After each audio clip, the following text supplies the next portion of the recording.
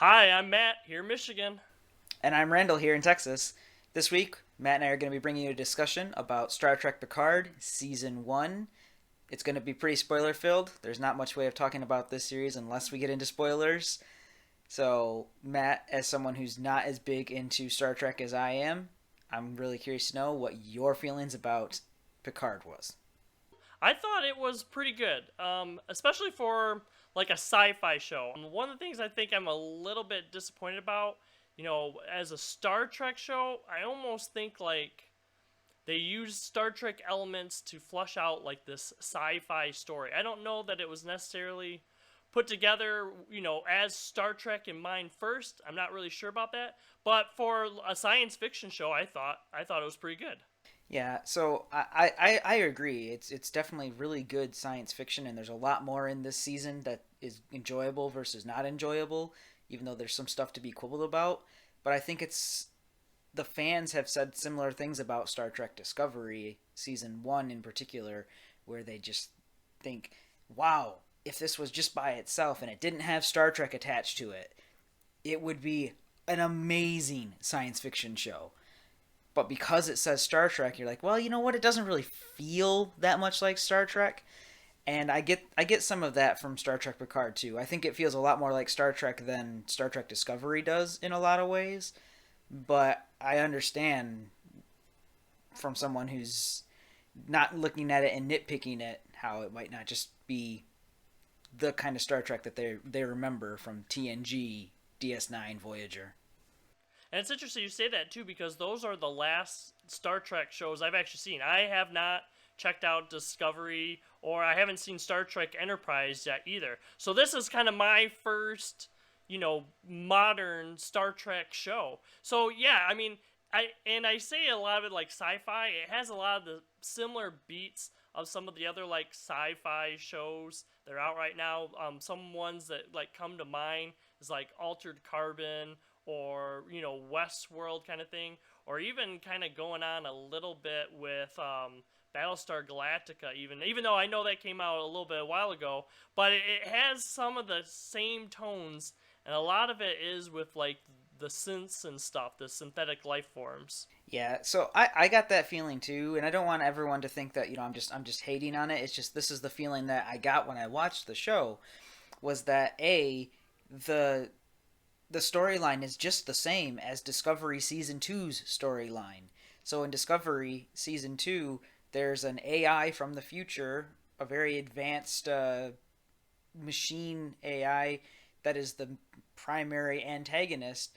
And come near the end of Picard, there's this giant primary AI antagonist, and I'm like, wow, I'm pretty sure that they just stole Discovery season two storyline, and that there's probably going to be a crossover of some sorts between these series. But I'm like, at the same time, I felt, well, this is just also very familiar to Mass Effect, the video game series, where there's a big monster AI out there, and it's going to come and it's going to destroy all of us carbon units. Um, I felt very very much like they could have done a little bit better making the storyline more original than they did. Oh yeah, I agree. I think that stuff is kind of like for sci-fi. It's kind of like I would say the flavor of the week kind of thing. This week this seems like the kind of tone that a lot of them are setting. But one thing I would say, the Star Trek elements, a lot of the previous Star Trek actors and stuff, I think they did a good job in this. I think a lot of the acting in this is really good and stuff. What did you think about the acting in this show? So I thought the acting was brilliant, especially from Patrick Stewart, which I'm not surprised about because he's Patrick Stewart and he's done this role for so long. But I really liked how at the beginning of the series he's kind of relegated himself to life living at the Picard Vineyard, and then he's like, okay, I have to get back into action, but he's not very sure, he's not very confident, and then near the end you start seeing him get his confidence back and you start seeing him actually get more of that Captain Picard swagger that you see in TNG and the TNG movies. So he has a lot of really good character growth in this. He probably has more character growth in this one season of Picard than he did almost throughout seven-ish seasons of Star Trek TNG. Um, so that was really good. But at the same time, Michelle Hurd's really good as Rafi, I thought, and Ramon Santiago's really good as all of his holograms, as well as Captain Rios. The acting in this really fit for me. Oh, I agree. I agree. As I was talking already about, already established, our previous Star Trek characters.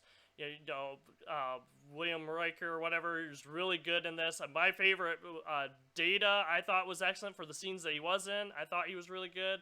Rafi's character, I think, as a character, she has the most probably development of all the kind of like newer characters, minus maybe like Sochi. But one thing I would say about Rafi, I was a little bit disappointed with her introduction, I would say, into it. She comes in about the end of the second, beginning of the third episode or so, and I thought that was actually kind of like one of the weaker episodes. And it's not because of her portrayal of the character. I think she did an excellent job, but it just kind of like the circumstances set up and stuff. I don't know if it's maybe how it was like edited or directed kind of thing. To me, that part just didn't work out as well. And that's like your first introduction to the character. You want to hit that off really well. But throughout the whole series, her arc, I think, was really good. Yeah, and so if we talk about some of the larger beats of the entire series and where some of the things kind of just don't work for me, the first half, the first 5 episodes are pretty slow, especially in comparison to the second half, the last 5 episodes. And the first 3 in particular, I really liked Remembrance, the very first episode. I watched it 3 times and came up with a list full of things, like old TNG episodes to go and watch to like make all of these characters make sense to newbies. But the first 3 episodes were very slow, and that encompasses when Rafi is introduced. And I didn't like the way that she's living in poverty on Earth, because it's well established in Star Trek canon that Earth is A, a paradise planet, and B, a utopia, and C, no one wants for anything. So she's just living out in the middle of the desert either because she wants to or she's a pariah, but there's no reason for someone to be a pariah on Earth. So from a Star Trek fan's perspective, I was like, that bugs me. But if you're just watching it and you're just, maybe not as in tune to that particular part of Star Trek lore about how Earth is just basically perfect, paradise as it is, it could still bug you because her character starts out really gruff and really unrefined and like, oh, okay, Picard's hanging out with this kind of person. I would say like the whole series as a whole, talking about like the different episodes. My favorite episodes, I believe, were the first episode. I watched that one 2 times, and then I would say the 6th and 7th episode. Those were probably my favorite. But yeah, it kind of bogged down a little bit in the middle after that first episode. 2 through 5 or whatever, 2 through 4, and then the last 2 episodes like really picked up. So the whole like kind of like pace of the whole season kind of changed throughout, kind of thing. It wasn't like a steady pace throughout. Yeah, and that's pretty common for season 1 of things, but I was not expecting it for this series because you have so many established characters, but it turns out that you have so many new characters as well. So there's usually like character development. You expect some slowness. I expected episode 1 to be what it was.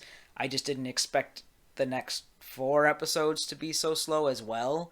I wanted them to get into the ship, which is the La Serena.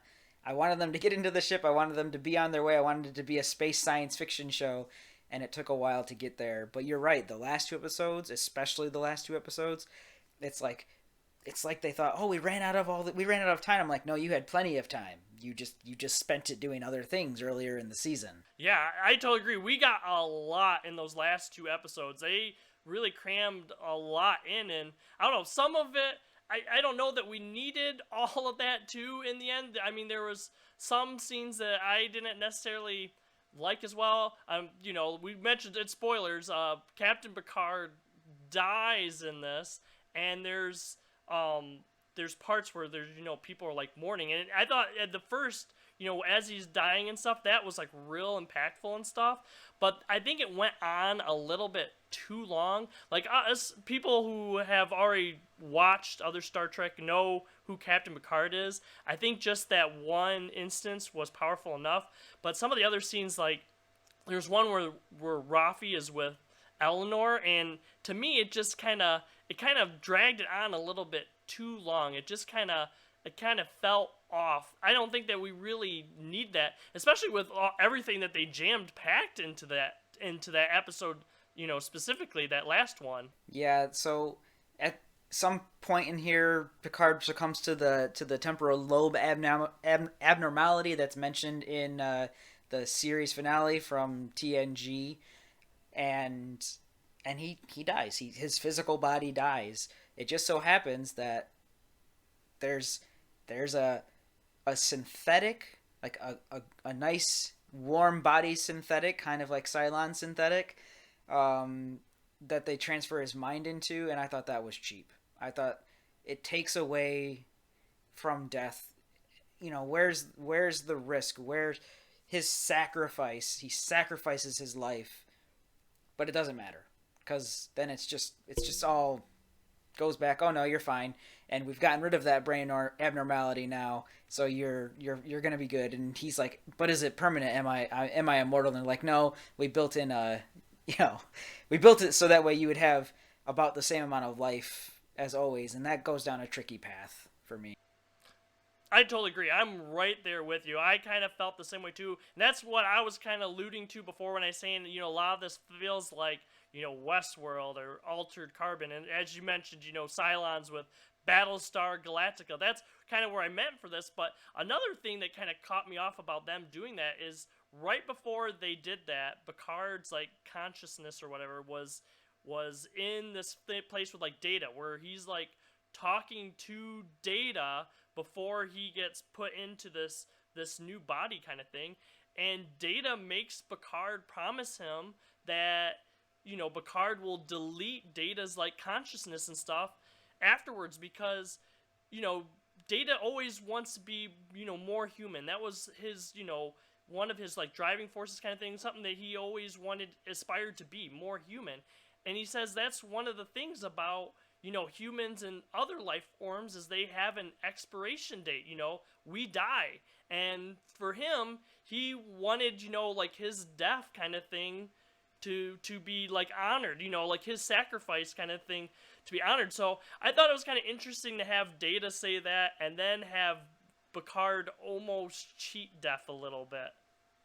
Yeah, I'm actually happy you brought up Data because Brent Spiner, as an actor, is a very talented actor. He's probably a little underutilized, honestly, but he knows the character of Data so well. He slides right back into it, even with his advancing age. The makeup and special effects obviously help, but Data is Data in this, and Brent Spiner made a point of telling everyone early on, like, I am playing Data, but it is also very important to me and the character that we do not undo Data's sacrifice, Data's death from Star Trek Nemesis, the film. And it drives home the point when Picard and Data are having this kind of meta talk, like, this is it. This is the last you're going to see of Data. This is really his end. Because Picard gets his new body and he's like, I have a promise to keep. I promised Commander Data that I would let him die, basically. And so you get that. And for me, that scene was so right in the feels. Like that was so well done. I love that. It does feel cheap that Picard then gets to go and cheat death, and his sacrifice is, not as important as Data's, but I still loved that scene.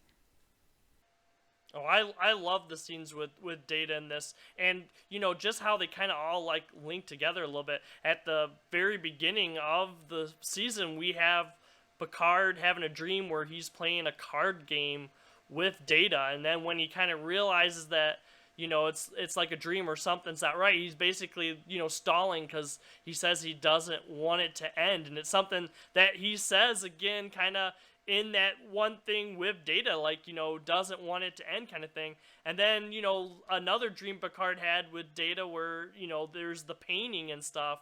And, Data's like, hey, Captain, do you want to finish it? And he's like, oh, I don't think I know how, or I don't think I can. And, Data's like, yes, you do, kind of thing in that dream. So it's kind of interesting that those elements, at the beginning stuff, came around to the end, too. So in that part, I think that was good writing in that instance. Yeah, it really was. And honestly, all of the people who reprised their role from TNG, so Jonathan Frakes plays William Riker, I like that he said he had a lot of trouble getting back into this, getting back into acting, but you wouldn't really know it from watching. You're just like, nope, that's Will Riker. I get it. There's a fantastic thing in episode 7, Nepenthe, where his daughter is like, Captain Picard is here. And he's like, can you say that again? And I'm like, that is Riker. He nailed it. Like, are you kidding me? Troy does a really good job, and she has a spot in there. Marina Sirtis has a spot where she just, like, talks down to Picard, and she's like, you need to realize this about Soji. And everyone who reprised their roles did a really good job reprising their roles. Jerry Ryan as 7 of 9 did a really good job reprising that role in a very different situation than she was put in Voyager. I was really happy. That was one of the big things I was looking forward to this. When the trailer came out and you see that 7 of 9 is going to be in Picard, that was one I was really excited for, and I was really happy to see it treated so well, and that she had, she was only in for a handful of episodes, but they were good parts and stuff for her, and I look forward to possibly seeing more of her in season 2. Yeah, so the way the series ends, after the obvious big baddie, like I said earlier, like you have this kind of tentacle monster from Discovery season 2, the AI thing, and then you see this tentacle monster from from Star Trek Picard season 1, and they look very, very similar to each other. After that threat has been pushed aside and taken care of for now, the crew kind of all gets together, and they're on the La Serena, and hopefully now they're gonna go out and explore. Because, good lord, I would love to see some exploration in Star Trek again. I would also love to see a, Commander Riker show, Captain Riker. Sorry. But that's completely different. Like, for season 2, really hope that we get to do some exploration. I want Star Trek to get back into that and not so dark and dour.